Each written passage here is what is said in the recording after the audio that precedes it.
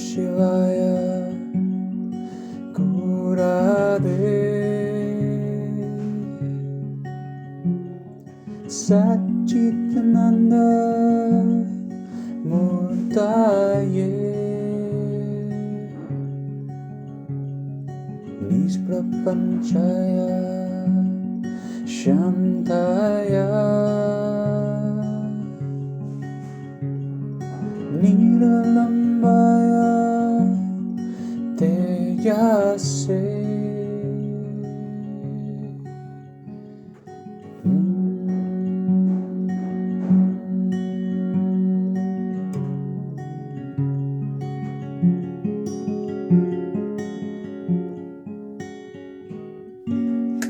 Namaskar, hola, hello, and welcome to our little episode 2 of Talking with Prema. And as stated in last episode, or the first episode, I wanted to talk about Ahimsa this time round. And Ahimsa is non-violence, and obviously it means something to everybody. I wanted to give my little piece on what it's been like for me with my journey up to this point in life. What violence has manifested and how it manifests in the body, and then what it does to our external world as well.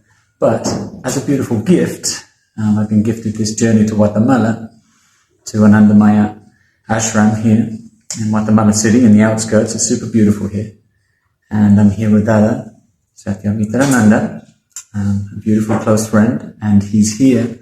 I've asked him actually if he can come and talk a little bit about Ahimsa and what does non-violence mean to him from his heart and from his perspective as a master of love and wonder. So, Dada, what would you like to share with us with the world? Okay, thank you. First, Ahimsa is part of moral codes and principles known as the yamas and niyamas. These are ancient principles of how to behave as a human being, how to develop a good character, a strong character, moral character, because this is necessary for us to grow. I mean, life is about development. Life is about movement from imperfection towards perfection, we can say. So, in that movement, part of that change, we can say, we are changing into something new, then these principles of yamas and niyamas are important. And the first one is the ahimsa, which means not to do any harm to anyone, with words, with thought, or with action. So it means that because we get upset with someone, it doesn't give us the right to start to beat them up or do anything bad to them. Yeah. We need to overcome that tendency in our life.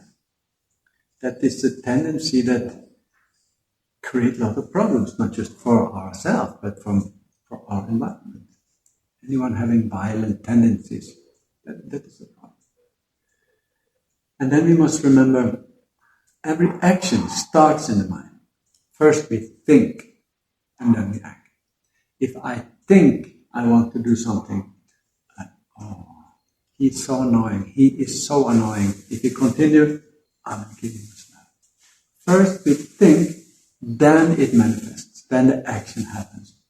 So to be able to follow Ahimsa, not to have this kind of undecided violent tendencies, we need to control the mind. Not allow ourselves to think I want to do any harm to them. And sometimes words can be more pinching than a slap. You say something, words can be very harmful to another person. Use one word, you say something hurtful.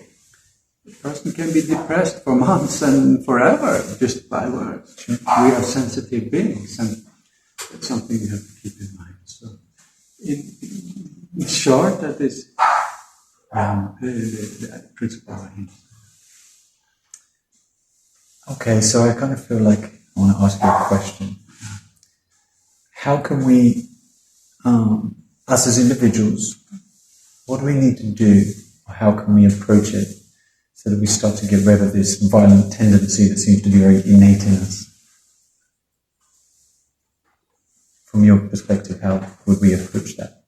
We need to start to, first of all, there must be a want to change. I want to change. I must recognize this is a tendency I have. And then there must be a desire. I want to overcome this. So one needs to consciously be aware of it. Then,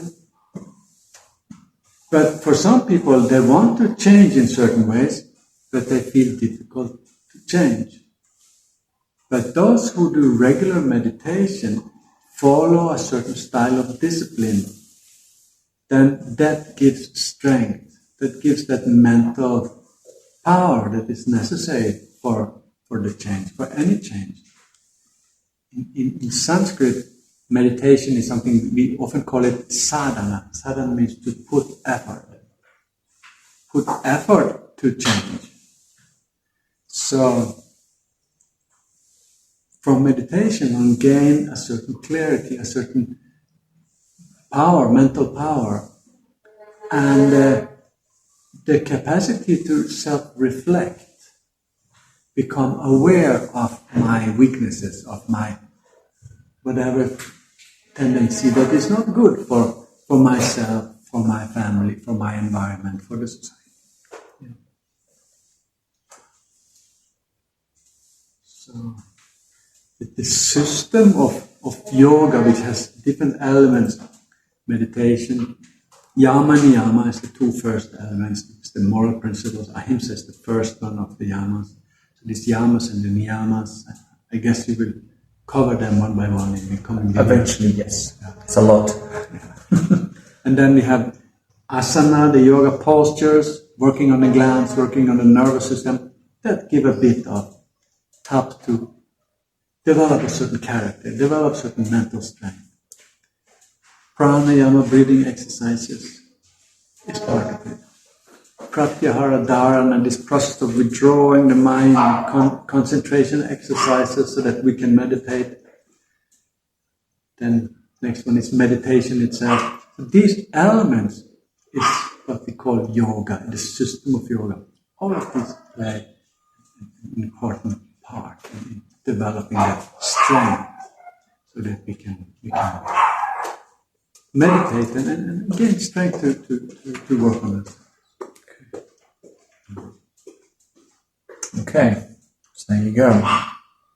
I have many questions actually. I could sit and talk to Dada all day, but I'm not going to make this video too long. But that's a generalness for now. Thank you, Dada. Yeah, thank you, Martin. Thank you. To the next part. Hello. Okay, so now my individual turn. So thank you, Dada, for sharing your ahimsa, your non-violence perspective. And again, it's such a broad, it's so vast, right? This violence and the tendency that we have to be violent. But really how much can, I mean, he spoke for maybe 7 minutes, right? But it's such a deep well that it's, how can you really bring this much information into such a small amount of time? But I want to share my perspective on it, how it has been for me at least, with understanding violence within my own body and how I treated myself with violence, which created me to be sick, right? So a lot of us these days, we're living in disharmony because of our thoughts generally, and because of how our bodies are, and they project that to our thoughts and our thoughts back to our bodies, and we live in this cyclical cycle of perpetual madness, which is awesome and uncomfortable at the same time. So violence to me,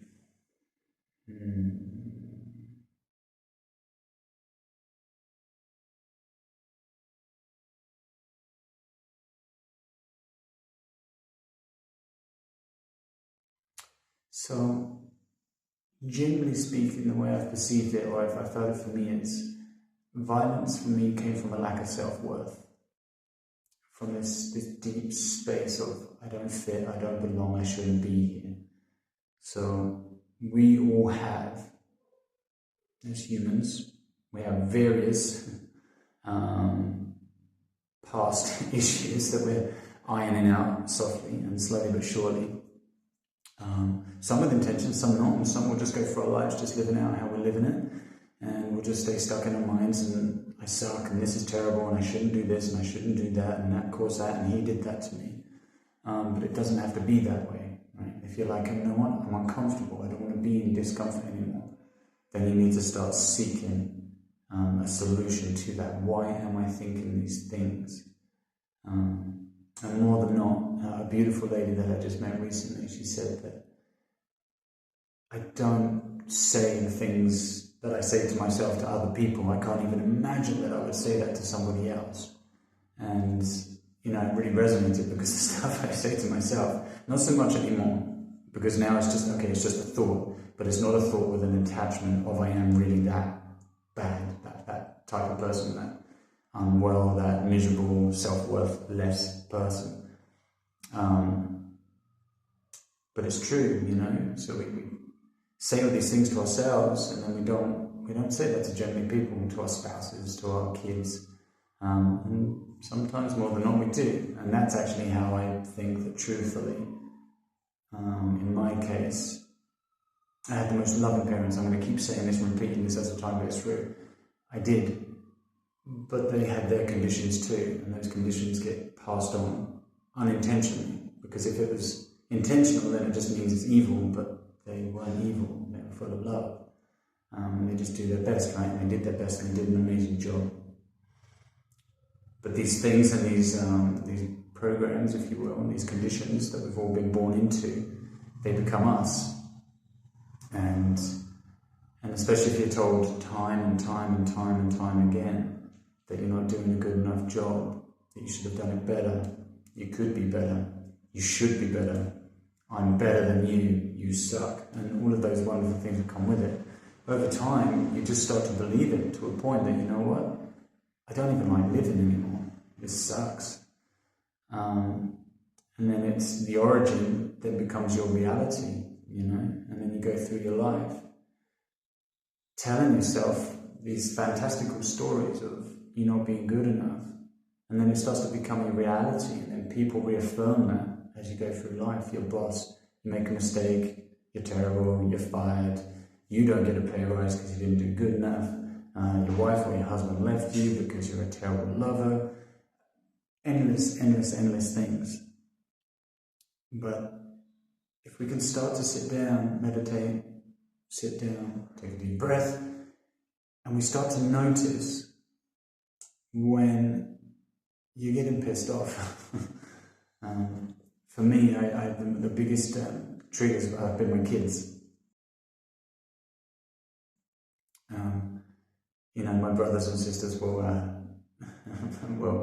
confirm the madness is that, you know, you end up having so many things that happen to you whilst you're growing up that you don't realize that memory is stored in your body of how that situation should be played out.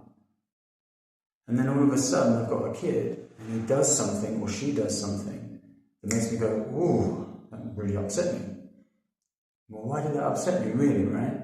And it's just not washing a dish, or they didn't pick up the toys, or they tripped over and smashed a glass or something, I don't know, whatever it is, and you get set off into, you're terrible human, you're a terrible kid, you're a terrible person. Why did you do that? They didn't do it on purpose, you know? And they're being kids. Kids are being kids. They're free. They're expressionful.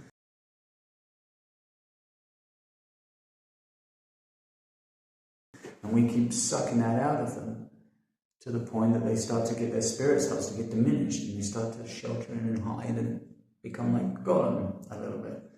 Not a little bit, a lot, actually. So these violent tendencies that we have, they really stem from our past conditions, but it doesn't have to be just this life. At least that's how I perceive it now. You know, we've got like infinite potentialities of information in ourselves that go back from me back for eternity. So the amount of information in me for violent behavior because of greed, because of envy, because of jealousy, because of frustration, because he has, she has, and I want and I need. We just need food, we need shelter, we need clothing. But all of these wonderful emotional tendencies, these green little monsters, they become us. And it becomes us so much that we go out and we start to shoot people because we're pissed off. We go out and we bomb countries because we're pissed off, because we don't know how to communicate. It's so simple, it's mad. Like absolutely so simple, but it's very complex at the same time, because emotion, hormones, seem to be the culprit, which is kind of funny when you think about it like that. So there's people, even to the point that actually I was reading in these moralistic points of view from these yogi perspectives, that there's people that won't even toll the earth, they won't turn the soil because it's going to kill microbes, and it's like, that's kind of extreme, right? But I get it, because you don't want to kill any living sentient thing. But there's a certain, we're breathing bacteria all the time. Every time we take a deep breath of oxygen, surely bacteria dies from the oxygen that we're consuming. So it's like, look, it's a loving relationship that we have to live with. This sense of violent behavior. It's really strange that we have it in us, because we don't have to have it. It's a choice. But we don't realize that the programs inside us are our choices.